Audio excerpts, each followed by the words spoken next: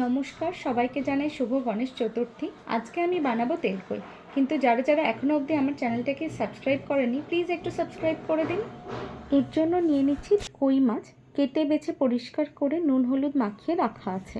প্রথমে কড়াইতে তেল গরম হতে দেব। তেলটা গরম হয়ে গেলে কড়াইতে একে একে মাছগুলো ছেড়ে দেব ভালোভাবে ভাজার জন্য। একটা পিঠ ভাজা হয়ে গেলে উল্টে দিয়ে আরেকটা পিঠ ভালো করে লাল লাল করে ভেজে নিতে হবে। ভাজা হয়ে গেলে মাছগুলোকে অন্য একটি পাত্রে তুলে রেখে ওই একই তেলের মধ্যে জিরে ফোড়ন দিয়ে আগে থেকে কেটে রাখা পেঁয়াজগুলো ছেড়ে দিতে হবে। পেঁয়াজ ভাজা হয়ে গেলে ওর মধ্যে একে একে কাঁচা লঙ্কা কুচি, আদা রসুন কুচি দিয়ে ভালোভাবে নেড়ে নিতে হবে।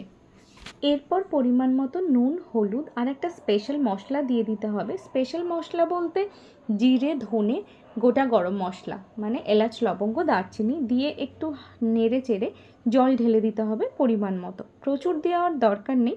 তারপরে জলটা ফুটে উঠলে তার মধ্যে ভেজে রাখা কই মাছগুলো ছেড়ে দিতে হবে। রেসিপিটা আমি একদম হেলদি ওয়েতে বানানোর চেষ্টা করেছি, কিন্তু তেলটা একটু বেশি আছে, তার কারণ এটার নামই তেলকই। এনিওয়েজ, যখন দেখবেন ঝোলটা শুকিয়ে গিয়ে মাছের গা থেকে তেল বেরিয়ে এসেছে তখন বুঝবেন এটা রেডি। তাহলে আর দেরি কিসের, ঝটপট বানিয়ে ফেলুন তেলকই আর বাড়ির প্রত্যেকটা মানুষের মন জয় করে নিন।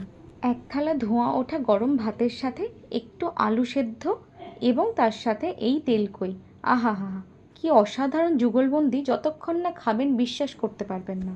তবে হ্যাঁ, মা ঠাকুমাদের আবিষ্কার করা এই তেলকইয়ের সহজ পদ্ধতিটা আপনাদের কেমন লাগলো অবশ্যই কিন্তু আমাকে কমেন্ট করে জানাবেন।